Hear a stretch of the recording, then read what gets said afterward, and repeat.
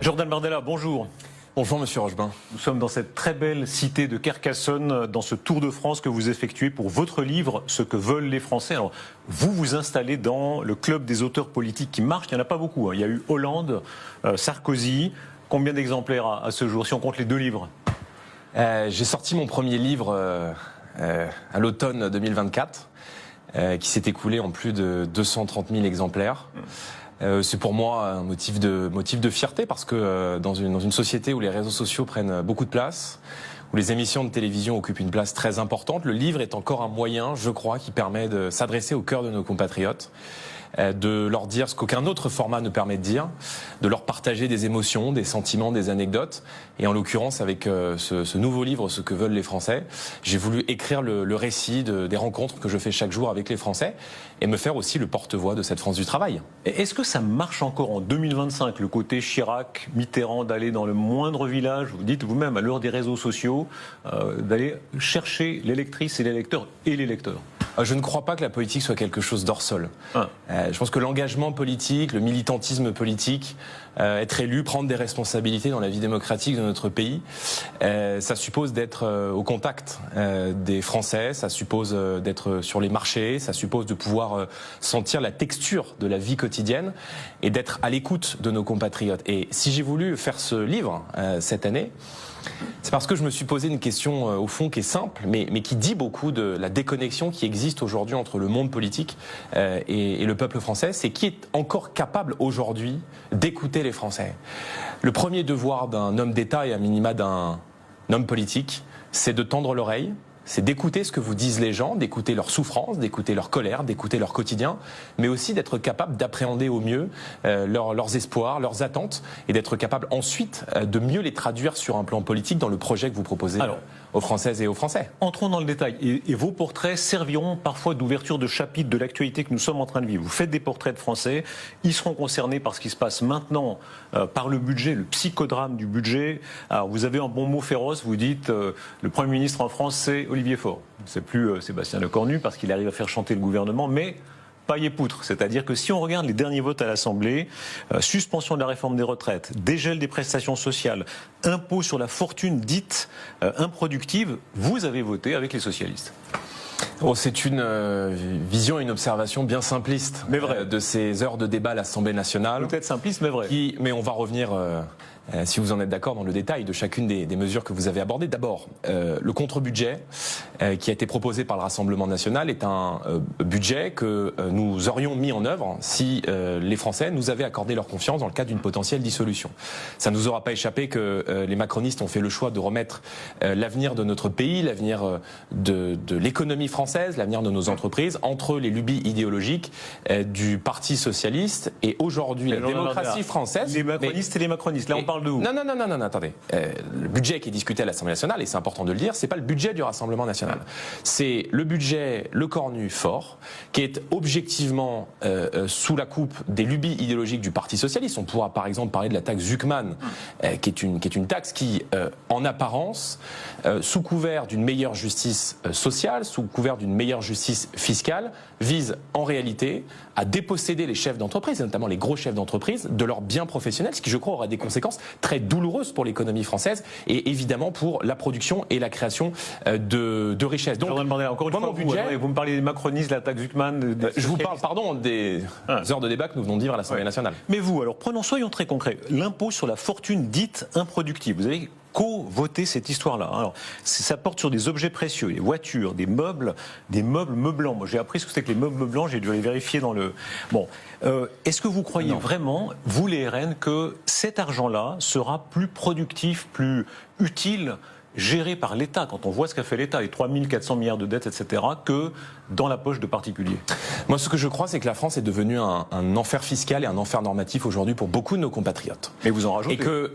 Et que il est inacceptable et incompréhensible pour des millions de Français que l'immobilier, c'est-à-dire l'enracinement, le patrimoine matériel des Français, de leurs parents, d'eux-mêmes, de leurs enfants et de leurs petits-enfants, soit plus taxé dans notre pays que ce que j'appelle le patrimoine non productif, c'est-à-dire en l'occurrence des portefeuilles d'actions ou des portefeuilles financiers que vous pouvez avoir. Donc nous avons dit une chose très très simple. Nous souhaitons, et c'est une ambition qu'a portée Marine Le Pen lors de la dernière élection présidentielle, et j'ai moi-même porté cette ambition lors des dernières élections législatives, exonérer de fiscalité la résidence principale ou la résidence unique. La résidence unique, c'est par exemple, vous vivez à Paris, mais vous avez votre résidence principale qui est à 1 heure ou 2 de la capitale, vous travaillez la semaine à Paris, vous rentrez chez vous le week-end, en province ou à la campagne. Nous souhaitons exonérer de fiscalité la transmission, l'enracinement, ce qui constitue le patrimoine aujourd'hui matériel des Français, à savoir la résidence principale. La contrepartie de cette suppression... Encore une fois, on parlait d'autre chose. Vous ne répondez pas à la question sur la fortune financière. Celle-là, vous la taxez. Je réponds. Les meubles, les objets précieux, les voitures. C'est vrai, vous avez raison de dire pour l'immobilier, vous avez votre provision. Mais cet argent-là, encore une fois, vous allez le taxer.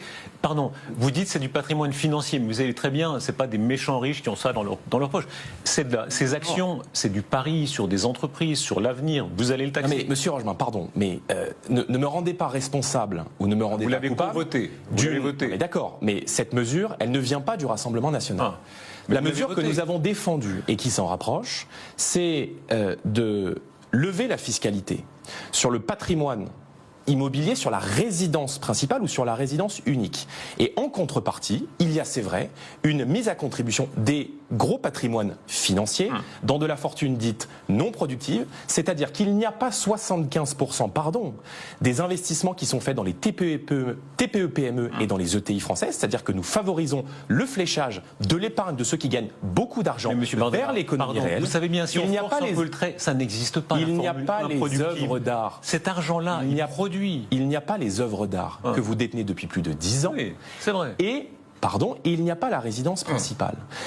L'utilité de cette petite contribution des très gros patrimoines financiers, dont je parle encore une fois de finances non productives, a vocation à baisser la fiscalité sur les classes moyennes, sur les classes populaires, et notamment à financer la natalité. Parce que avec cet argent... Il reste que c'est de l'impôt sur la fortune, c'est de l'ISF déguisé qui revient. Emmanuel Macron l'avait supprimé. Vous avez le droit de défendre cette idée, mais est-ce qu'il faut reconnaître, pour être un peu direct, que c'est une idée de gauche, que là on retrouve le RN qui vote avec la gauche sur une idée de gauche.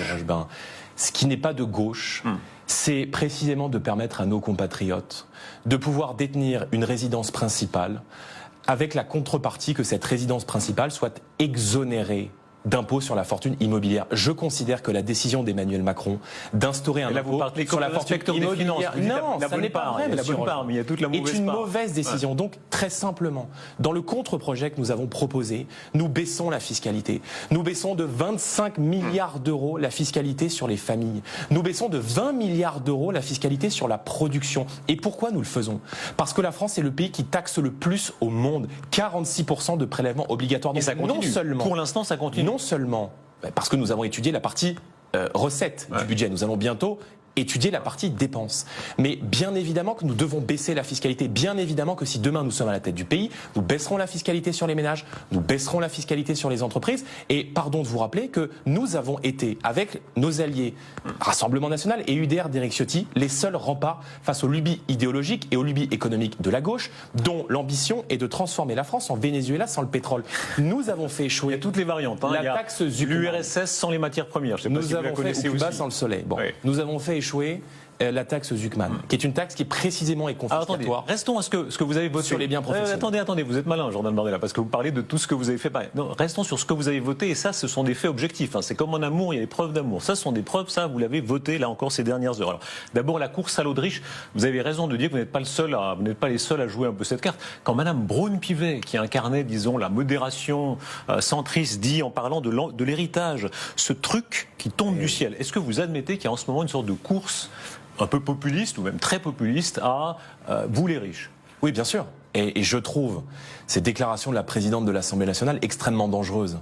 Parce qu'en réalité, si on en est aujourd'hui à se lancer, tout parti politique confondu, de gauche aux républicains, dans un concours Lépine à la création d'une nouvelle taxe, c'est parce qu'on refuse de permettre à l'État français de baisser sa dépense publique.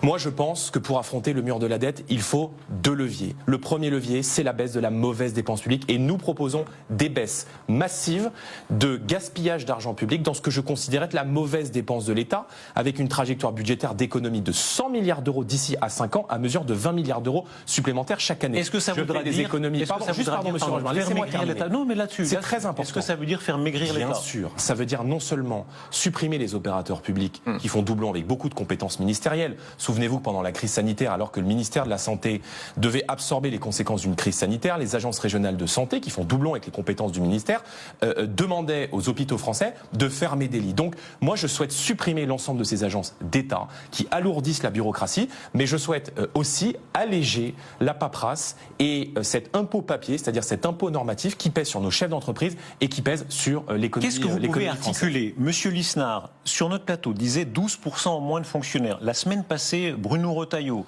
allait un peu plus loin. C'est rare que les politiques articulent des chiffres, parce que c'est un peu risqué. Il disait 200 000 à 300 000 agents de l'État en moins sur les 5,8 millions. Je crois qu'ils sont 5,8 millions aujourd'hui. Est-ce que c'est un chiffre que vous pourriez partager? 200 000 à 300 000, c'est beaucoup en moins. Le constat que je fais, sans reprendre et m'approprier les travaux des autres, c'est que il y a beaucoup trop de fonctionnaires dans les bureaux. Il y a beaucoup trop de gens dans la bureaucratie d'État. Et au total? Mais au total, la présidentielle permettra le chiffrage de ces mesures. Mais vous ne pouvez pas dire que vous n'y avez pas réfléchi, franchement. Mais j'y ai réfléchi et je vous livre le sentiment qu'ont beaucoup de gens. Il y a trop de gens dans les bureaux. Oui, mais vous n'avez pas assez de gens sur le terrain. Un ordre de grandeur. Et il n'y a pas assez de gens sur le terrain. Je vous ai donné un aperçu de ce que nous souhaitons faire, puisque nous souhaitons supprimer une grande partie des 1200 agences qui sont des opérateurs publics et qui bien souvent font doublon avec les compétences des ministères. On sait que ça représente dans ces agences, de fonctionnaires. On sait que dans ces agences, ça représenterait combien d'emplois de fonctionnaires à peu près? Mais tout ça sera chiffré. Vous savez très bien. Mais non, vous savez très bien qu'il y a bataille sur les chiffres. Écoutez, si Javier Milei en Argentine, vous imaginez... Je vous donne un exemple très simple, monsieur Rochemarin. Pendant les présidentielles. Non, pas du tout. Je vous donne un exemple très simple. Nous souhaitons sur les agences d'État économiser 5 milliards d'euros dès la première année. Pourquoi? Parce que dès la première année, on peut baisser les dépenses de fonctionnement et on peut notamment supprimer d'ores et déjà, dès le premier budget, dès notre arrivée potentiellement à Matignon, les budgets de fonctionnement, c'est-à-dire notamment les budgets de publicité, les budgets de communication. Et puis sur 5 ans, nous allons évidemment supprimer un certain nombre d'agences d'État. Il y a bataille sur les chiffres puisque un certain nombre d'études chiffrent à 1200 le nombre de ces agences et le rapport sénatorial chiffrait à 1900 agences. Je les trouve simplement pas assez ambitieux sur la suppression de ces agences. Donc nous allons évidemment faire des économies dans la bureaucratie d'État. Nous allons simplifier l'appareil d'État. Je souhaite également, et c'est l'ambition que nous portons, supprimer les conseils régionaux, fusionner les compétences qui sont celles des conseils régionaux aujourd'hui avec ceux des conseils départementaux pour faire apparaître un nouvel échelon qu'on appellerait le conseil territorial pour rapprocher la décision politique de ceux qui sont censés la lire, la traduire et la choisir. La mère des batailles, ce sont les retraites. En termes de volume général, vous le savez bien, la France est très à la traîne en termes d'heures travaillées au total. Est-ce que vous n'êtes pas un peu en contradiction avec ce que vous écrivez vous-même dans votre livre? Et c'est vrai que c'est très frappant, vous décrivez des hommes et des femmes qui travaillent beaucoup. Et moi j'ai lu tous vos portraits et c'est vrai que beaucoup sont admirables parce que ce sont des travailleurs qui ne comptent pas leurs heures. Et au fond, quand on les écoute, ils disent... Comme disait Pompidou, on nous emmerde, il y a trop de normes. Il y en a très peu qui disent on travaille trop en réalité en heures. Est-ce que vous les suivez en ça? Le cœur de la société, c'est le travail. Et pourquoi est-ce que j'ai voulu écrire ce livre? Parce que j'ai voulu rendre hommage à cette France qui travaille, qui parfois s'exprime dans des contestations à l'égard de la politique les soirs d'élection, mais qui, dès le lendemain matin, n'a ni le temps, ni l'argent, ni les moyens d'aller manifester et doit se rendre au travail dès le lendemain matin de l'élection. Donc le cœur de notre société, c'est le travail. Moi, je crois dans la valeur travail. Je pense que le travail ne paye pas suffisamment dans notre société. Et je crois également qu'il n'y a pas assez de gens qui, en quantité, travaillent dans notre pays. Et pardon, il y a une minorité. Eux travaillent pour les inactifs. Ça ne veut pas dire qu'on en veut pour autant aux inactifs, mais de fait, ces actifs-là, très travailleurs, vous avez raison de le souligner, ils travaillent pour le grand nombre des inactifs, trop grand nombre. C'est l'équation des retraites qui ne marche pas, si on ne les change pas. Beaucoup de Français, on va rentrer, si vous le voulez bien, sur la question des retraites. Mais d'abord, pour finir sur le travail. Tous les Français que j'ai rencontrés, tous les Français que je rencontre chaque jour, qui se lèvent tôt, qui font des efforts, qui ont le sentiment que l'heure de travail n'est pas rémunérée à la juste valeur, peut-être parce qu'il y a trop de charges, et on pourra rentrer aussi sur ce sujet après si vous le voulez bien. Mais cette France-là, cette France humble, cette France silencieuse, cette France qui ne casse pas, cette France qui ne manifeste pas, eh bien, elle a le sentiment de porter sur ses épaules les efforts de tout le monde. Ça m'amène à parler de la question des retraites. Et j'insiste, des retraites. Bien sûr, dans le système actuel, ceux qui travaillent paient la retraite de ceux qui ne travaillent pas, c'est la clé du système par répartition. Je pense que nous avons un problème à l'entrée du système et un problème à la sortie du système. Nous avons un problème avec le taux de chômage des seniors, qui est beaucoup trop élevé dans notre pays, et nous avons un problème avec l'âge auquel vous rentrez sur le marché du travail. Le premier emploi stable, c'est-à-dire avec plusieurs trimestres consécutifs dans notre pays, c'est 27 ans, c'est 23 ans en Allemagne. J'ai la conviction que toute une classe d'âge n'a pas vocation à faire des études qu'on dit de sciences molles, à faire des études de sciences humaines ou de sciences littéraires à l'université. On a besoin de revaloriser les métiers manuels, on a besoin de revaloriser les filières professionnelles sur le modèle allemand ou sur le système dual en Suisse, que je crois vous connaissez bien. Et c'est la raison pour laquelle moi je propose, par l'intermédiaire de ce livre et du projet politique que nous avons porté avec Marine, la mise en place d'un collège modulaire pour faire en sorte que dès le collège, on puisse flécher des jeunes qui ont plus d'appétence vers les métiers manuels, revaloriser nécessairement vers ces filières professionnelles, Bardella, en considérant que cette orientation, elle doit se faire beaucoup plus tôt pour pousser les jeunes à rentrer plus tôt sur le marché du travail, parce que ça veut dire aussi plus de points de PIB et plus de cotisations dans le système des retraites. On peut de toute façon pas faire une émission trop technique, mais à l'arrivée de la situation actuelle, vous êtes forcé de reconnaître que pour l'instant, le résultat de la situation, de tout ça, y compris de vos votes, pas seulement, je ne dis pas que vous êtes les seuls à avoir allé dans ce sens, mais c'est qu'on a moins de travail, de fait, puisque la réforme des retraites a été suspendue. On est dans une logique de moins de travail et de plus d'impôts. Avouez que c'est contradictoire avec tous les principes que vous rappelez vous-même, de fait. Mais mes principes, on en est là. Mais mes principes, ils sont clairs, monsieur Rochebin. Il n'y a rien de plus résultat, explicite, y compris de vos votes, c'est ça. Mais non, pardon. Non, mais attendez, je ne suis pas responsable de la situation économique et de la situation budgétaire dans laquelle se trouve mon pays, deuxièmement. Troisièmement, vous savez très bien que ce budget, il finira par passer par ordonnance. Et que c'est précisément la raison pour laquelle monsieur Lecornu a été renommé à Matignon dans un deal avec le Parti Socialiste. Maintenant, il n'y a rien de plus explicite et il n'y a rien de plus vrai que le contre-budget que nous avons proposé. Dans ce contre-budget, je le redis, monsieur Rochebin, pour que ce soit très clair, il y a non seulement une baisse de la dépense publique, avec un premier effort qui est porté à 40 milliards d'euros d'économies dès la première année. Nous avons listé un certain nombre d'économies, la fraude sociale, la fraude fiscale, l'immigration, la contribution au budget de l'Union européenne, la dépense publique dans le fonctionnement de l'État, la suppression d'une partie des subventions qui vont aujourd'hui aux énergies renouvelables intermittentes comme les éoliennes, qui nous coûtent beaucoup d'argent et qui ne sont pas productive pour le système énergétique français. Bref, beaucoup d'économies, non seulement pour baisser la dépense publique, mais aussi pour baisser les impôts. Le contre-budget du RN est le seul contre-budget de mouvement politique aujourd'hui en France qui prévoit de baisser la dépense publique et de baisser les impôts. Sur le travail. De 25 milliards pour les familles et de 20 milliards pour les entreprises, parce que je crois que l'économie française et que nos entreprises, moi je suis pro-croissance, je suis pro-entreprise, je suis pro-business, et je pense que pour affronter le mur de la dette, on aura besoin d'un pacte de confiance avec les entreprises qui s'appuie sur moins de normes et moins d'impôts pour ceux qui produisent de la richesse. On ne peut pas refaire l'histoire, mais les 35 heures, ça a été la réforme emblématique. Est-ce que, c'était une erreur ? Les 35 heures, et l'honnêteté m'oblige à le reconnaître aujourd'hui, ont rigidifié l'économie française. C'était une erreur ? C'est la raison pour laquelle, en tout cas, je pense que ça a eu des conséquences qui ont contribué à rigidifier le modèle social et le modèle économique français. Vous sentez quand même très prudent. C'est la raison. Milei vient de remporter un triomphe électoral aux élections de mi-mandat en Argentine. C'est vrai que c'est frappant de voir à quel point certains osent dans ce domaine-là. Je ne vous pousse pas, mais ça montre les réticences qu'il y a dans votre parti avec une aile qui n'est pas libérale. Et on comprend bien que chaque mot que vous allez prononcer, du genre 300 000 fonctionnaires en moins, on sent que ça vous arrache un peu la bouche. 35 heures, c'était une erreur, on sent que ça vous arrache un peu. Bien sûr, parce qu'il y a une partie de votre parti, je ne vous le reproche pas encore une fois, mais avouons-le, qui n'est pas dans cet esprit-là. Je n'ai pas besoin de modèles étrangers. Oui, et quand on est français, non seulement avec beaucoup de chauvinisme, peut-être, on se suffit à soi-même. On a le droit de se comparer. Mais j'essaie en tout cas de régler les problèmes. Et pour répondre à votre question, parce que vous allez m'accuser ensuite d'avoir fui la question, je crois qu'il faudra demain permettre des renégociations par branche, à la condition peut-être que si nos compatriotes décident librement de travailler plus, que évidemment 37 heures par exemple, renégocié par branche, soit payé 37. Le problème, c'est que le travail ne paye pas suffisamment. Et moi, je suis favorable non seulement à la désocialisation des heures supplémentaires, mais aussi à la défiscalisation des heures supplémentaires.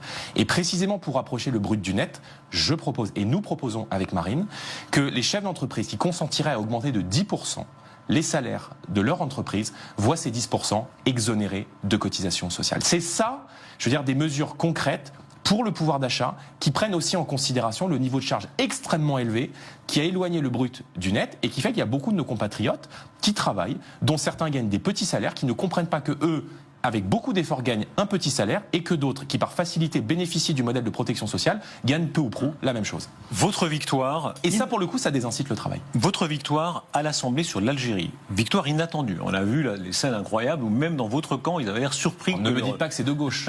Non, ça c'est pas de gauche. Tout se discute, mais... Avec l'aide des LR... Pardon, est-ce que je peux me permettre un dernier mot sur l'économie ? Parce que moi j'ai entendu cette... vous avez un goût de reviens-y avec l'économie. Non mais, pardon, mais oui, parce que je pense que l'économie c'est d'abord avant tout de la confiance, et si on n'explique pas les choses, je vois beaucoup de désinformations circuler sur le fait qu'on aurait voté une taxe sur les multinationales. Bon. Le dispositif qui a été proposé à l'Assemblée nationale, c'est quoi ?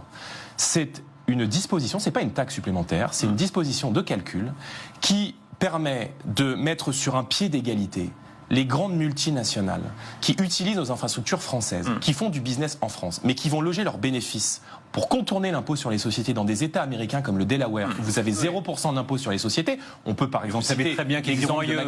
Regardez en Irlande, on les attire avec des conditions très avantageuses en Irlande. Évidemment, ils diront si j'ai à choisir la France et l'Irlande, j'irai en Irlande. Eh ben, je vais vous dire une chose très simple. Non seulement moi je ferai tout pour que demain et après-demain, les entreprises françaises et même des investisseurs étrangers viennent trouver en France un cadre compétitif pour créer de la richesse et créer de l'emploi dans notre pays, parce que je pense qu'une nation sans entreprise est une nation qui se délite.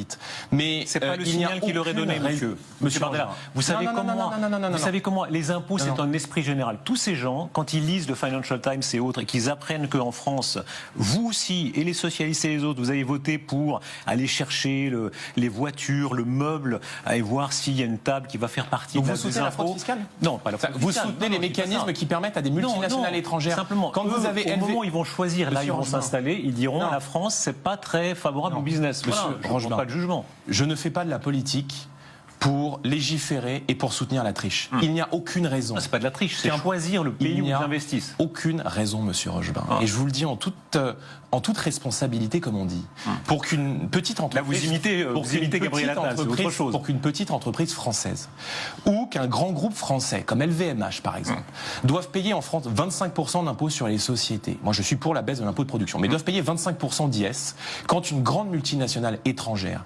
ou une GAFAM par exemple paye 0% d'impôt sur les sociétés en France. Ça, c'est pas possible. C'est de la concurrence déloyale. Et si précisément je veux cet argent, c'est pour soutenir la compétitivité de nos entreprises et pour baisser de 20 milliards d'euros, comme nous le proposons dans notre contre-budget, l'impôt sur les productions. Nous sommes les seuls à proposer cette fiscalité de croissance qui va réaligner la France sur le plan compétitif par rapport à ses partenaires européens qui, je le rappelle, ont une fiscalité sur la production qui est très injuste parce que ça pèse sur le haut du compte d'exploitation, c'est-à-dire que ça prend pas en compte la santé de votre entreprise, deux fois moins importante que celle que nous appliquons sur les entreprises françaises. Votre vote à l'Assemblée nationale, oui, complexe votre texte passé à l'Assemblée nationale avec l'aide des LR et les députés d'Édouard Philippe, on y reviendra, pour abroger les accords de 68 et les conditions d'immigration favorables aux Algériens sur le séjour, sur le regroupement familial.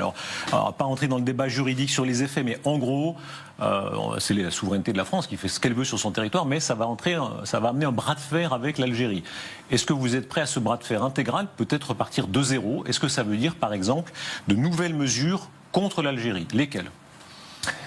Depuis 1968, vous avez raison de le rappeler, cet accord dit accord de 68 avec l'Algérie facilite l'immigration algérienne en France. Facilite non seulement l'octroi de visa pour les ressortissants algériens, mais facilite aussi leur installation en facilitant les conditions d'accès au regroupement familial et à l'immigration de peuplement de l'Algérie vis-à-vis de la France. Depuis maintenant plusieurs mois, de manière plus significative et depuis plusieurs années, on voit que l'Algérie multiplie les provocations à l'égard du régime français. La plus emblématique d'entre elles, et je passe sur les provocations explicites, sur la rente mémorielle, sur les propos qui sont tenus à l'égard de la France et de notre histoire, c'est le refus par le régime algérien de récupérer les ressortissants présents sur le sol français qui sont sous le coup d'une OQTF, c'est-à-dire d'une obligation de quitter le territoire français. Avec des cas dramatiques, on l'a vu à Mulhouse par exemple. Absolument, vous avez raison de le rappeler, avec parfois des cas qui sont extrêmes et qui confèrent au terrorisme ou à la criminalité organisée. Cet état de fait n'est plus possible. Donc très concrètement, pour être concret, si demain nous sommes à la tête du pays, nous allons dire à l'Algérie que nous lui avons donné son indépendance. Maintenant, le régime algérien doit comprendre que nous devons avoir la nôtre et notre liberté et notre indépendance dans la maîtrise de notre immigration. Donc, si le régime algérien, et encore une fois, je ne mélange pas le peuple algérien, je ne mélange pas la nation algérienne avec le régime politique qui a mainmise sur Alger depuis maintenant plusieurs années. nous mettrons en place un certain nombre de mesures. La première mesure, c'est qu'il n'y aura plus aucun visa qui sera donné à un ressortissant algérien tant que l'Algérie refusera par provocation de récupérer ses ressortissants. Nous allons... Tout visa confondu. Et je le ferai demain. Tout visa confondu. Absolument. Y compris les visas pour soins qui permettent à un certain nombre de personnes de venir se faire soigner dans notre pays, bien souvent aux frais de la princesse. Deuxièmement, et si je suis à la tête du gouvernement, je le mettrai en œuvre, je suspendrai l'aide publique au développement qui est donnée chaque année par la France, mais aussi par l'intermédiaire de l'Union européenne pour financer des appels à projets en Algérie, au régime d'Alger.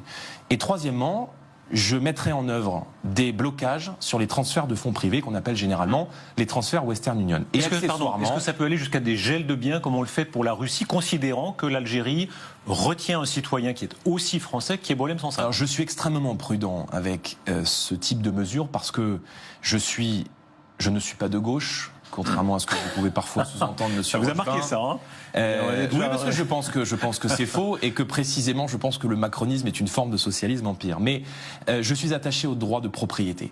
Et je pense que le droit de propriété, il est sacré en économie et qu'à partir du moment où vous vous mettez en fonction d'un désaccord politique ou diplomatique avec un État à saisir des biens, eh bien, par définition, d'autres États étrangers, d'autres investisseurs étrangers pourraient considérer qu'il n'est pas de bon ton que d'aller loger ces biens dans le pays, en l'occurrence en France ou dans l'Union européenne, considérant que si la situation diplomatique venait à se dégrader, ça pourrait avoir des conséquences. Donc, je ne suis pas favorable à ce type de mesures. En revanche, l'ensemble de ces mesures, qui pouvaient d'ailleurs être évoquées un temps par Bruno Retailleau, n'ont jamais été mises en œuvre. Est-ce qu'on peut aller jusqu'à la rupture des relations diplomatiques? Est-ce que pour vous, c'est imaginable d'aller jusqu'à la rupture des relations diplomatiques?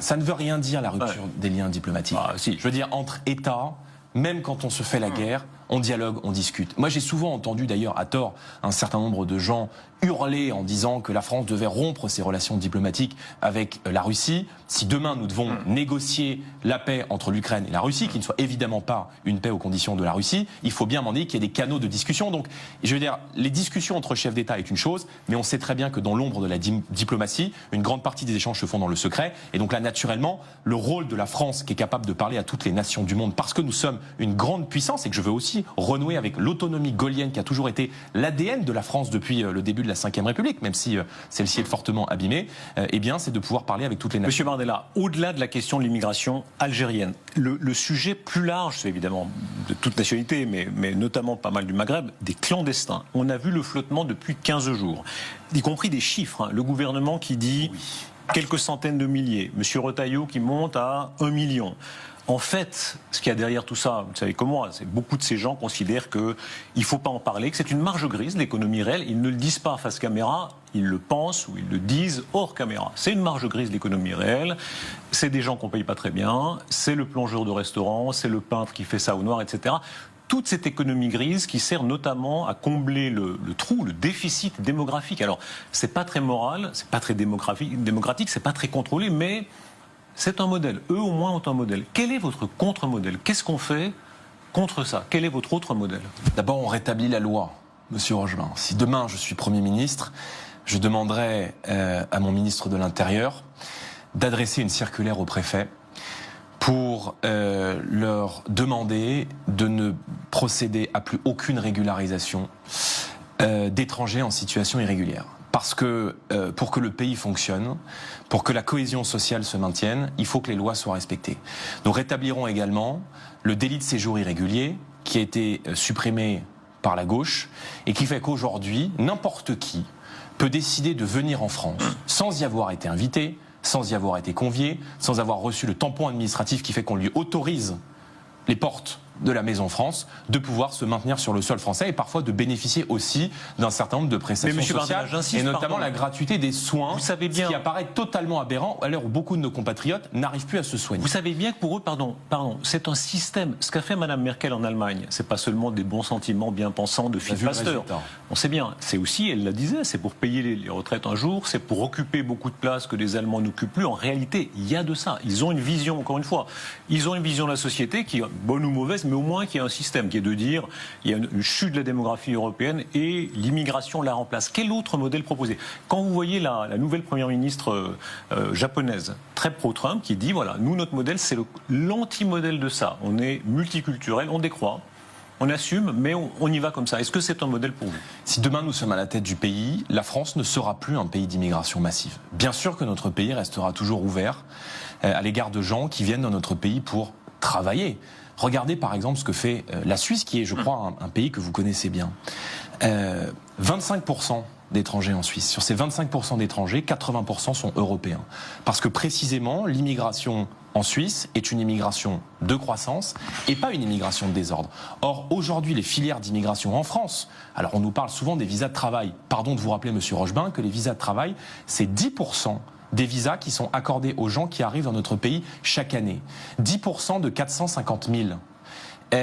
Les autres, monsieur Rochebin, ils font quoi ? Qui paye? Ils sont bien à la charge de la collectivité, ils sont bien à la charge du contribuable.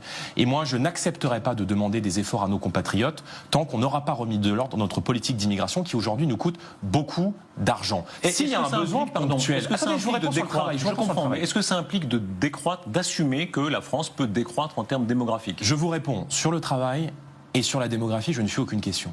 Sur le travail, si demain il y a un besoin ponctuel, ça peut être le cas, par exemple, vous savez que pendant très longtemps, les sous-investissements des gens qui nous ont dirigés dans la filière nucléaire a nécessité d'appeler des ingénieurs nucléaires, notamment aux États-Unis. Eh bien, on leur donne un visa de travail, ils exercent leur mission, et une fois que le visa de travail est terminé, ils repartent dans leur pays. C'est précisément ce que fait Madame Meloni en Italie ou ce qu'a pu faire Monsieur Orban en Hongrie. Mais ça ne veut pas dire qu'ils restent, ça ne veut pas dire qu'ils ont droit au regroupement familial, et ça ne veut pas dire que cette immigration d'un besoin ponctuel se transforme en une immigration de peuplement qui bouleverse notre identité, notre culture, nos lois, notre rapport à l'égalité homme-femme et qui profondément change le visage de notre pays. Sur la démographie, je vous réponds également. Vous avez parfaitement raison de rappeler que la démographie fait partie des grands défis auxquels va devoir faire face l'Europe. Surtout pour une grande puissance. Il y a deux chemins qui se dessinent à nous. C'est très simple.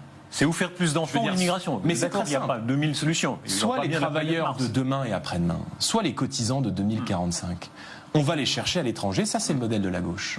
Soit on décide de mettre en place un écosystème, une politique nataliste qui soutient la natalité, qui soutient les familles françaises. Vous savez, qui hélas n'a marché nulle part. Ça n'est pas vrai. D'abord, la Hongrie a pris un certain nombre de mesures fiscales notamment. Oui, mais vous avez vu la démographie hongroise notamment. Mais vous avez raison de rappeler qu'on a un sujet qui est un sujet démographique de natalité majeur. Et aujourd'hui, l'accroissement de la population française ne tient que par la politique d'immigration. Donc moi, je souhaite précisément, compte tenu de cet état de fait, recréer une politique à la fois fiscale et d'accompagnement des familles, et c'est la raison pour laquelle nous avons proposé, par les économies que nous allons faire dans la dépense publique, d'accorder une part fiscale pleine dès le deuxième enfant, et ça, c'est une mesure concrète de soutien aux familles françaises et à la natalité française. Vous dites, le référendum sur l'immigration, ce sera votre but une fois que le RN sera pleinement au pouvoir. Alors, quelques questions très précises. D'abord, est-ce que vous demanderez le droit du sang, comme Giscard d'Estaing l'avait fait en 91? Il avait quitté le pouvoir, Chirac à l'époque même disait oui. Est-ce que ça fait partie de vos projets? La nationalité française s'hérite ou se mérite. Il y a beaucoup de gens dans notre pays qui considèrent que on accorde aujourd'hui bien trop facilement, et ils ont raison de le penser, et ils me le disent tous les jours, la nationalité française. Il y a eu, je crois, depuis 2000, 3 millions d'étrangers supplémentaires qui ont bénéficié d'une naturalisation. Bien souvent, cette naturalisation, elle se fait sans la maîtrise des éléments fondamentaux que sont l'histoire, la langue, la culture, les modes de vie. Donc si demain nous sommes à la tête du pays, notre première mesure sera d'organiser un référendum sur l'immigration. Ce référendum permettra aux Français d'approuver un projet de loi qui aura valeur constitutionnelle, qui ne pourra pas être remis en cause par des jurisprudences européennes ou internationales et qui comprendra en son sein, et j'y viens, l'ensemble du bouclier politique, juridique et administratif pour protéger la France d'une immigration devenue massive. Je suis opposé au droit du sol. Et si demain nous sommes à la tête du pays, nous supprimerons le droit du sol, considérant que la nationalité française, encore une fois, s'hérite ou se mérite, c'est-à-dire que si vous êtes né sur le sol français, l'un de vos deux parents est français, par définition, vous deviendrez français, mais si ça n'est pas le cas, eh bien vous ferez une demande de naturalisation à 18 ans, qui s'appuiera sur votre parcours, sur un casier judiciaire vierge, et sur votre envie profonde de devenir français. Vous savez, le droit du sol... je ne vais pas dire que c'est une exception en Europe, mais presque. Il y a beaucoup de pays autour de nous, et je pense par exemple à l'Italie, qui est une nation sœur de la France, qui n'a pas le droit du sol. C'est le Conseil constitutionnel ne voudra pas de ce référendum. J'ai rencontré ils font de la politique. Membres du Conseil constitutionnel, ils n'en veulent pas. Mais pourquoi? Ils feront tout pour le faire. Voilà. Est-ce que c'est normal? Alors, ça, c'est pas moi de juger. Mais est-ce que c'est qu'est-ce que vous allez faire? C'est très intéressant. Vous n'allez pas vous asseoir sur Monsieur Ferrand. Mais ces confidences sont très intéressantes, Monsieur Rochebin. Parce que elles disent beaucoup du dévoiement aujourd'hui de nos institutions par un camp politique qui cherche coûte que coûte et vaille que vaille à se maintenir au pouvoir et à utiliser non pas les institutions pour protéger les Français et pour protéger l'intérêt de la nation, mais pour se protéger eux-mêmes. Bon, peut-être, mais tout est politique, Jean Darmanin. Vous savez très bien, le juge neutre absolu dans une ambiance stérile, ça n'existe pas. Vous savez comme moi, il y a des juges de droite, des juges de gauche. Oui, ils ont des interprétations du droit qui est tout le temps à sens unique. Mais donc elle sera contre vous. C'est rarement des interprétations qui visent à des idées qu'on pourrait classifier plutôt à droite. Donc, alors en l'occurrence, qu'est-ce que vous ferez? Deux choses très simplement. Un, vous savez qu'ils peuvent censurer le décret de convocation. Ouais.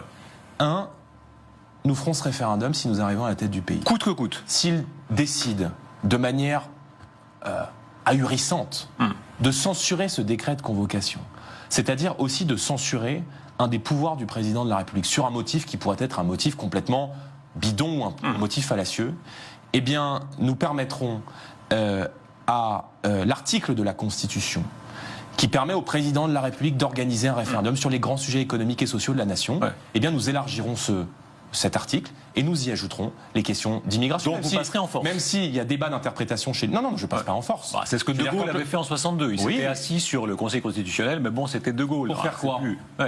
Pour l'élection au suffrage universel. Il l'avait fait, il l'avait assumé. D'accord. Donc considérer que le général De Gaulle est allé à l'encontre de la volonté populaire, ça voudrait dire que l'élection de tous les présidents de la République au scrutin majoritaire à 2 tours universel depuis la création de la Ve République est caduque. Vous voyez que ça ne tient pas la route. Vous savez rien. Il y aura ce référendum. Et je vais vous dire, il y aura 1 million de personnes dans la rue. Vous savez comme moi, il y aura 1 million de personnes dans la rue et ils diront à tort ou à raison. Ah si, ça si vous asseyez sur le Conseil constitutionnel, c'est ce qui va se passer. Non. Ça passera peut-être. La Cour suprême dans notre pays, c'est pas Monsieur Ferrand, pardon. C'est le peuple français. Et le peuple français, il n'a pas envie d'être remplacé, il n'a pas envie de voir son identité changer, et il n'a pas envie qu'on continue d'accueillir des centaines de milliers de personnes chaque année. En clair, soyons encore plus clair, si je peux me permettre, pardon, parce que c'est un point important. Pour une fois, le droit c'est souvent ennuyeux, là c'est quand même très intéressant. C'est un très beau cas de figure de droit. Ça veut dire que même si le Conseil constitutionnel donne un avis contraire, vous le ferez. Absolument. Très bien, c'est très clair. La censure. La censure, gaullien dans l'esprit, et nous le serons dans les faits. De ce gouvernement, est-ce que c'est votre but qu'elle arrive le plus vite possible? La censure pour la censure, c'est pas le sujet.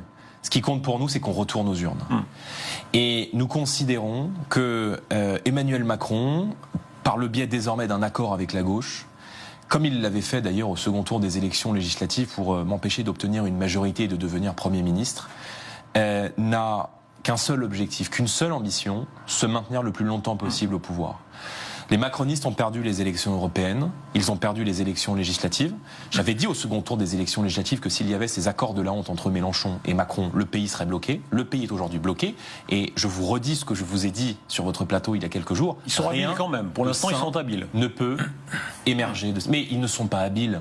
Ils font de la popole, ils font de la magouille de couloir. Ils sont prêts à vendre pères et mères. Ils sont prêts à se couper un membre pour rester au pouvoir. Et ils sont même prêts à remettre en cause la seule réforme qui, de leur point de vue, aurait pu être un peu, je dirais, leur bilan. De leur point de vue sur lequel ils ont été élus, c'est-à-dire la réforme des retraites. Le côté un peu ambigu de ce que vous faites maintenant, c'est évidemment c'est votre adversaire politique, vous tapez un peu sur Macron, même beaucoup, mais vous devrez travailler avec Emmanuel Macron si vous êtes son Premier ministre, même si c'est une cohabitation froide, vous ne serez pas là pour vous faire des câlins, mais enfin, ce sera une cohabitation quand même, vous devrez travailler avec lui. Est-ce que vous pouvez travailler en bonne intelligence avec lui? Je serai respectueux des institutions. Je serai, comme je l'ai toujours été, respectueux de la fonction du président de la République. Et il faudra considérer que ça n'est pas Jordan Bardella qui travaille avec Emmanuel Macron, mais un Premier ministre de cohabitation qui, dirige l'action du gouvernement, loin d'être le collaborateur du président de la République. Et peut-être pour la première fois depuis 10 ans, nous aurons un vrai Premier ministre en France, c'est-à-dire quelqu'un qui gouverne et qui dirige effectivement l'action du gouvernement et qui n'est pas le collaborateur du président de la République, comme il a souvent traité ses premiers ministres, qui d'ailleurs lui rendent quand même assez bien. Il faut il y a une alchimie personnelle. Mitterrand, Chirac, Mitterrand, Balladur, ensuite Chirac, Jospin, ça compte quand même. Est-ce que, pardon d'entrer dans les détails un peu, si on veut, personnels, mais ça compte. Et vous avez eu des contacts avec Emmanuel Macron là. Le plus long contact, qu'est-ce que c'était? C'était les rencontres de Saint-Denis. Combien de temps?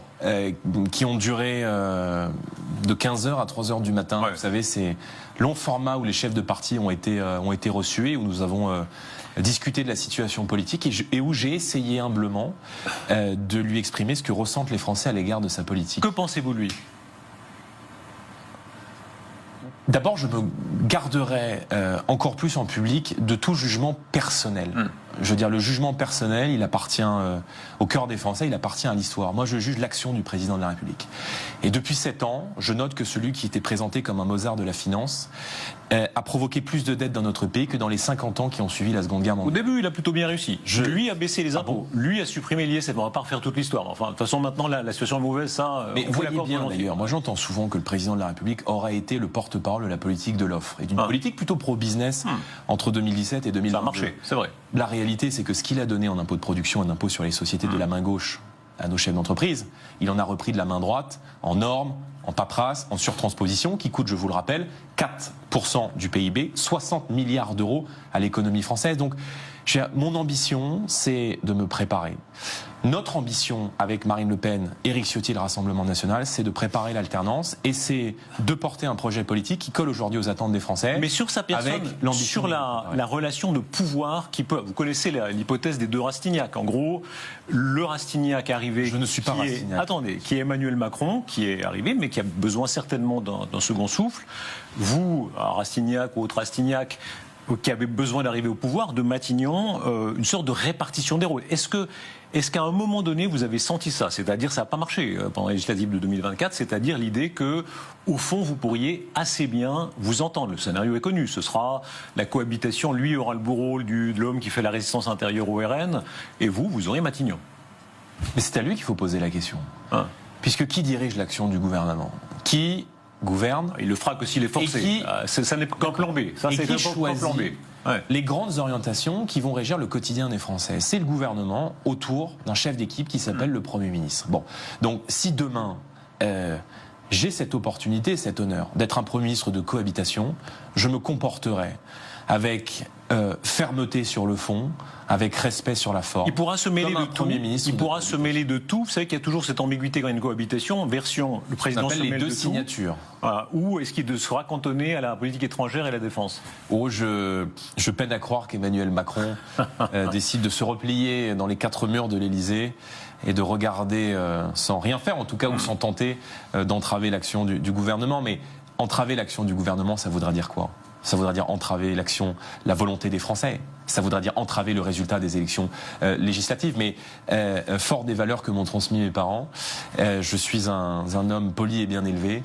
Et je sais l'être et je sais surtout respecter mes opposants politiques. Donc si le président de la République, demain, dans cette hypothèse, me laisse travailler et nous laisse travailler, eh bien, je me comporterai avec beaucoup de respect, eu égard à la fonction qui est la sienne. Encore faut-il que vous ayez une majorité parlementaire. Jean-Pierre Raffarin, vieux renard de la politique, sur notre plateau il y a quelques jours, disait une partie des députés LR est prête. Une partie des LR, lui, le déplorait en l'occurrence, mais enfin, il faisait la prévision. Il disait une partie des LR est prête.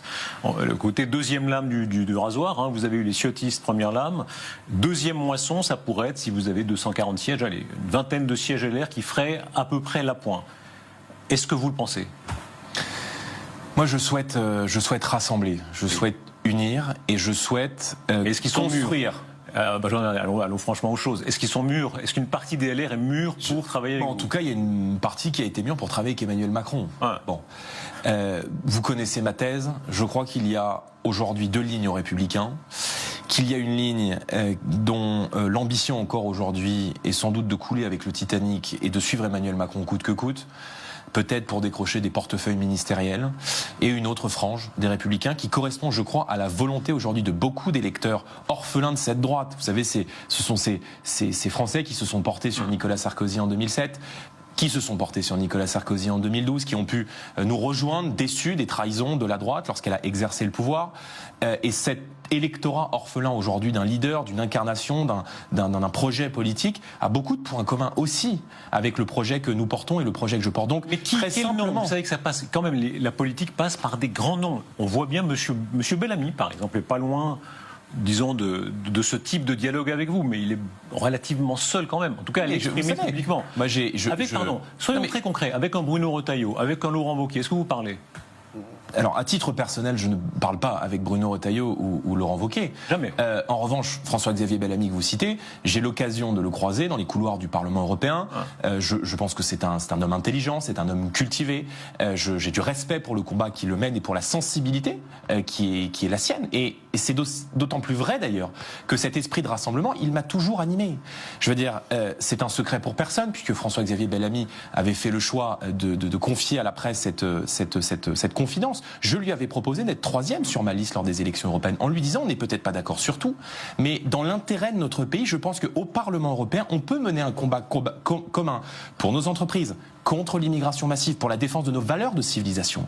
Au second tour des élections législatives, et même avant, compte tenu des résultats et de la dynamique qui était la nôtre, compte tenu de la nécessité de rassembler largement pour avoir une majorité solide à l'Assemblée nationale, mon premier acte, notre premier acte avec Marine, a été d'appeler Éric Ciotti, président des Républicains, en lui disant « travaillons ensemble, main dans la main ». Donc, monsieur Rochemain, très simplement, le rassemblement, il y en a qui en parlent, et puis il y en a qui le font concrètement. Moi, je le fais concrètement. Le petit point technique, vous serez candidat aux législatives vous-même? C'est une possibilité. On parle des Bouches-du-Rhône, par exemple. Je ne suis pas au courant. Regardez, je vous mets au courant. Je ne sais pas qui vous a dit cela. Je vous offre les Bouches-du-Rhône, voilà, vous pouvez signer là. Vous savez qu'aujourd'hui, je suis président du premier groupe d'opposition au Parlement européen. J'ai été réélu à l'été 2024. Mais est-ce qu'il y aurait une logique à ça? Il n'est pas interdit de penser, bien sûr, que compte tenu au réseau... Vous êtes fort dans les formules de... Je crois qu'on appelle ça un effet de sourdine en rhétorique classique. Hein. On n'est pas interdit de penser. Je crois n'avoir fait aucune de vos questions, monsieur Rochemain. Non, mais je plaisante. Est-ce qu'il y a une logique? Est-ce que vous soyez candidat aux législatives? Oui, bien sûr. Le combat, il est très vif aujourd'hui à l'Assemblée nationale, et je serai là où je dois être et là où je peux être utile. Il se trouve qu'en 2024, j'ai porté cette liste aux élections européennes que nous avons gagnées. Je suis très à l'aise aujourd'hui dans mes fonctions. Je suis très présent au Parlement européen, contrairement à ce qui peut être dit ici ou là. Je vous rappelle que j'ai un taux d'assiduité, c'est bien de le rappeler, de près de 87% au vote. Donc je travaille beaucoup et nous menons évidemment un combat pour défendre les intérêts. Ce livre, on a au fond par écho évoqué certains portraits. Il y en a un qui m'a beaucoup marqué, c'est Mathieu, le policier qui entre dans le Bataclan. C'est l'occasion de rappeler que ce sera la commémoration dans quelques jours. Le très grand courage de ces policiers, vous racontez ça de manière extrêmement touchante. La réalité de rétablir un État plus représentant de l'autorité, plus dur avec les délinquants. On voit certains modèles, on voit ce qui se passe aux États-Unis, c'est l'extrême. Ils sont très loin de l'état d'esprit européen. Tuer les narcotrafiquants, par exemple, comme les terroristes, que Trump assume. Est-ce que c'est des idées qui vous viendraient? Très simplement, parce que ce sentiment est celui exécution extrajudiciaire, quoi. Ils en sont là. Je vais vous répondre sur les mesures et j'en développe un certain nombre dans le livre, mais la France ne renouera pas avec l'unité et la prospérité si on ne rétablit pas l'ordre et l'autorité aujourd'hui dans notre pays. Donc, nous sommes habités par cette conviction-là. C'est la raison pour laquelle moi je suis pro-police, je suis pro-force de l'ordre, je suis pro-militaire. Je ne supporte plus ces discours qui consistent à pointer du doigt les gens qui portent l'uniforme, bien souvent au prix de beaucoup de sacrifices personnels, individuels aujourd'hui quand on est policier, quand on est sur le terrain. On a beaucoup parlé dans ce livre des unités spécialisées comme la BRI, mais on quitte le matin sa famille, sa femme, son mari, ses enfants, sans avoir la certitude qu'on va pouvoir les retrouver le soir et les serrer dans ses bras. Donc, infini respect pour les gens qui sont engagés en première ligne. Mais nos fonctionnaires ont besoin d'une politique pénale qui soit aujourd'hui à la hauteur de la menace. Je parle dans ce livre de la nécessité d'un sursaut pénal. Et donc, si demain, les Français m'accordent leur confiance à la tête d'un gouvernement, je mettrai en place une politique pénale qui soit beaucoup plus ferme, beaucoup plus dissuasive. Mais jusqu'où ça va dans les grands signaux? Pardon, je prenais l'exemple américain parce que là-bas, alors aussi bien Obama d'ailleurs qu'il a fait avec les terroristes que Trump, hein, c'est pas démocrates et républicains sont aussi durs les uns que les autres. Hein. Ça veut dire les exécutions extrajudiciaires de terroristes, beaucoup plus que ce qu'a fait Hollande en France. Ils font pareil avec les narcotrafiquants. Est-ce qu'on vous imaginez aller vers ce monde-là où on aura toujours en Europe une prudence, bonne ou mauvaise? Je souhaite faire de la France le pays le plus répressif d'Europe à l'égard de la délinquance et de la criminalité qui, je le dis avec beaucoup d'objectivité, pourrit la vie de nos compatriotes. Il y a des crimes les plus graves qui, me semble-t-il, devraient vous voir trouver en prison sans possibilité de sortir.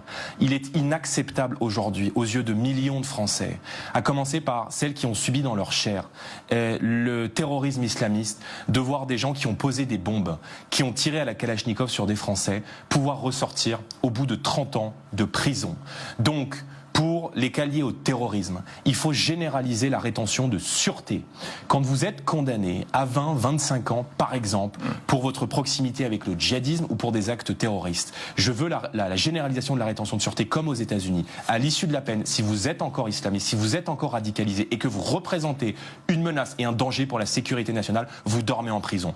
Je crois également à la nécessité, puisqu'il existe des peines maximales dans le droit français, d'instaurer des peines minimales. Vous touchez à un policier, vous touchez à un enseignant, à un élu, à un représentant de l'autorité légitime de l'État et de son incarnation, eh bien vous devez dormir en prison. Donc nous supprimerons les remises automatiques de peine. Nous mettrons en œuvre des peines planchées. Nous expulserons les délinquants et criminels étrangers. Et je souhaite également ce choc d'autorité dans la société. Et moi, je suis favorable, par exemple, au rétablissement d'un service national, d'un service militaire, considérant que sa suppression par le président Chirac dans votre livre. En 97 a été une erreur. Jordan Bardella, la part plus personnelle, le dernier chapitre est consacré à votre mère, Absolument. Louisa, italienne, migrante, naturalisée. Elle doit nous regarder. Voilà, bon, salut votre mère qui nous regarde. La part personnelle, d'abord vous, votre personnalité à vous, le rapport avec Marine Le Pen. C'est vrai que vous voyez toujours. Oui, je la vous vois. Elle me tutoie, je la vous vois parce que on est amis. Nous sommes très très proches sur le plan personnel, sur le plan professionnel, sur le plan politique. Nous travaillons ensemble main dans la main à essayer de sauver notre pays, mais j'ai une déférence singulière à son égard. Sans elle, je ne serais pas devant vous très certainement aujourd'hui. Vous êtes très différent, vous êtes prudent. Si je peux me permettre, je ne rentre pas dans votre personnage que je ne connais pas, mais vous êtes assez méfiant. Autant elle, alors elle peut lâcher un truc surprenant, etc. Vous êtes très prudent. Je me méfie beaucoup des journalistes. Vous avez entièrement raison, en général et en particulier, mais est-ce qu'en général vous êtes méfiant ? Je suis raisonnable. Moi, je suis un garçon raisonnable. C'est les valeurs qui m'ont été transmises, ce qui n'empêche pas d'ailleurs la fermeté sur le fond, et ça m'est souvent reproché par mes adversaires politiques. Je ne crois pas que l'ambition que je porte, la conviction que j'ai de voir un jour revenir, par exemple, un service national ou un service militaire soit une forme de tendresse ou de mollesse à l'égard de la perte d'autorité dans le pays. Mais je pense que les Français aiment l'élégance, qu'ils aiment la raison, qu'ils aiment le calme. Et moi, je revendique aussi cette forme de politesse dans le débat public. Je respecte, par exemple, mes adversaires politiques. À chaque fois que mes adversaires politiques ont été attaqués, par exemple, sur leur vie privée, on pourrait parler ces dernières années d'Emmanuel Macron lui-même, de Gabriel Attal, d'Éric Zemmour. Je les ai toujours défendus sur cet aspect-là de la vie personnelle, parce que je crois à une démocratie beaucoup plus saine. Et c'est vrai qu'aujourd'hui, les hurlements sont tels dans la vie politique que les gens ont le sentiment que ce temps politique-là n'est plus le leur. Et l'écriture est aussi un moyen d'apaiser les choses et de parler directement au cœur des Français, loin des réseaux sociaux, des émissions de télé. Votre mère, employée d'école maternelle, vit, je crois que votre père parcours un peu plus bourgeois, disons, mais votre mère... bourgeois, non, je pense qu'il sauterait de sa chaise, si vous entendez, mais mon papa travaille dans une petite entreprise de distribution automatique. Il a d'ailleurs se fait connaître des Français puisqu'il a témoigné dans une émission sur une chaîne concurrente, dans une émission plus personnelle. Et ma mère est ATSEM, elle a gagné aux environs du SMIC toute sa vie, elle a servi l'école de la République. Ouais. Absolument. Là, il y a un parcours, il y a des similitudes avec Dupond-Moretti, qui est votre adversaire politique, mais qui avait aussi une mère migrante, origine modeste, grands-parents ouvriers. Vous n'avez jamais été de gauche, jamais. Je n'ai jamais été de gauche. Je crois que M. Dupond-Moretti a fait sienne cette phrase de Romain Gary, je l'entends souvent la réitérer, à savoir je n'ai pas une seule goutte de sang français, mais la France coule dans mes veines. Et j'appartiens effectivement à cette génération issue de l'immigration qui aime profondément notre pays et qui peut-être en faisant de la politique ou en s'engageant pour elle veut aussi rendre à la France une partie de ce qu'elle lui a donné. Est-ce que vous rêvez à la présidence ? Non, je ne rêve pas particulièrement à la présidence. Ça veut dire quoi particulièrement Ça veut dire particulièrement est trop. On y rêve ou on n'y rêve pas. Ça veut dire que je ne me lève pas le matin en pensant à ce que je serai à titre personnel dans les prochaines années. Je suis habité par un sentiment d'urgence. Est-ce que c'est pas la logique de toute politique en France vous savez comme moi, le stade ultime, c'est la présidence. Ouais. Mais je ne vais pas vous faire de la langue de bois, Monsieur Rochebin. J'ai l'ambition d'arriver au pouvoir pour mes compatriotes et pour mes idées. Et je vais vous dire, si les Français nous accordent aujourd'hui leur confiance chaque jour plus nombreux, contre un monde politique qu'ils rejettent, c'est peut-être parce qu'ils sentent chez nous non seulement une sincérité, mais surtout un respect, une écoute à l'égard des Français. Et vous savez, moi, dans ce livre, et tous les Français me le disent chaque jour, tous ceux que je rencontre à Paris, mais évidemment ici, dans cette France des terroirs, dans cette France des territoires, vous avez juste derrière moi la cité de Carcassonne, qui est la gardienne de 2000 ans d'histoire dans ce département rural de l'Aude. Passer du temps auprès des Français, être capable d'écouter, c'est devenu une qualité assez rare dans la vie politique et moi je la revendique. Origine italienne, très importante. Vous parlez italien ? Je le baragouine. Ouais. Vous avez fait 2 ou 3 fois des discours en italien, vous. Ça m'est arrivé. Ça m'est arrivé. Origine kabyle, alors ça c'est beaucoup moins d'un arrière-grand-père, absolument. Par votre père. Le grand-père de mon père est kabyle. Voilà. Vous pourriez faire un test, maintenant il y a ces tests génétiques qu'on commande sur Internet. Je le ferai sans doute. Vérifier pour, voilà. Si Tebboune, le président Tebboune est joueur, il peut vous envoyer une carte d'identité, je ne suis pas sûr que ce soit le genre de la boutique, mais une carte d'identité algérienne, théoriquement. Oh, vous savez la complexité que représente la question de la Kabylie pour l'Algérie. Question un peu de... Que vous soyez Premier ministre, un jour président, on est précédé par ces grands personnages. Alors mettons De Gaulle de côté parce qu'il est hors catégorie. Quel personnage vous inspire dans ces personnages qui ont fait la France? On est dans un cadre historique qui le rappelle. La France est riche de grands personnages, dont beaucoup ont lié d'ailleurs leur propre destin à celui de la nation. Alors vous m'avez demandé de ne pas citer De Gaulle, je dirais évidemment De Gaulle pour la grandeur, mais je pourrais vous citer aussi Louis XIV, je pourrais vous citer Richelieu pour le sens de l'État, pour sa capacité à fédérer une administration moderne. Je pourrais vous citer Napoléon pour la volonté, pour l'énergie, puis surtout pour l'héritage qu'il nous lègue. L'héritage napoléonien, il est partout autour de nous. C'est le Code civil, c'est la Banque de France, ce sont les lycées, ce sont les préfets. Et puis à titre plus personnel, peut-être, j'ai beaucoup à la fois de fascination et d'admiration pour Chateaubriand, compte tenu du fait qu'il a sans doute produit le plus grand chef-d'œuvre de la littérature française, Les Mémoires d'Outre-Tombe, qu'il a mis près de 40 ans à écrire, dans lequel il parle de son enfance en Bretagne, de ses rois déchus, de la France de la Révolution, de celle de Napoléon. Il n'était pas profondément pro-bonapartiste, mais je crois qu'en racontant son propre cœur durant 40 ans, il a raconté notre époque. Et De Gaulle disait d'ailleurs, je crois, je nique la Bible et Chateaubriand. Un mot de conclusion, c'est peut-être petit exercice de tolérance, puisque c'est dimanche, on peut dire jour de charité ou tolérance républicaine au sens laïque. Vos adversaires, vous avez dit tout à l'heure, je respecte les adversaires, exercice pratique.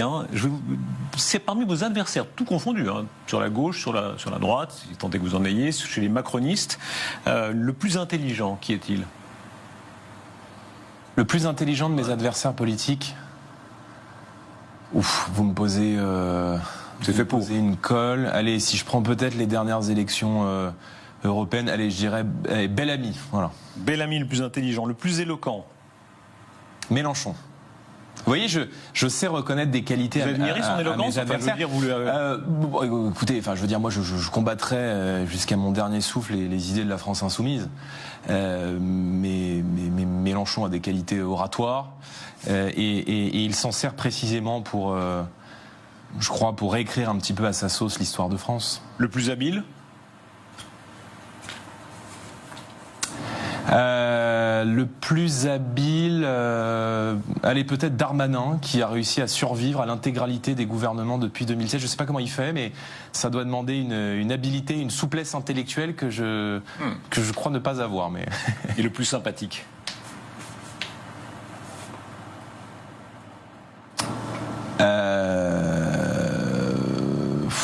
Mon adversaire politique le plus sympathique. Le problème, c'est que si je vous donne un nom, je vais le mettre dans la sauce. Oui, c'est ça le meilleur des coups. Mon adversaire politique le plus sympathique, écoutez, Joker. Ah ben non. Mon adversaire politique le plus sympathique, allez, Jacques Chirac. Ah non, vivant. Ouais, attendez, on n'est pas des jambons, il faut pas le voir. Non, mais écoutez, quand vous discutez avec beaucoup de responsables politiques, ils sont tous très sympathiques. Adversaire que j'ai pu croiser en privé, qui était d'une forme de finesse. Je dirais peut-être Édouard Philippe, qui n'était pas humainement désagréable. Merci beaucoup Jordan Bardella. Ce que veulent les Français, chez Fayard, c'est votre livre. Merci Monsieur Rochebin. Voilà. Est-ce que les lecteurs sont forcément les électeurs? D'un mot, c'est quoi comment la transmutation alchimique aux Français qui me connaissent, mais je veux aussi m'adresser par la lecture aux Français qui ne votent pas encore pour nous, et je veux juste leur dire, prenez le temps de nous écouter, de lire notre projet, de lire ce qu'on écrit, et faites-vous une opinion par vous. Jordan Bardella, merci. Merci à vous, Monsieur Rochebin.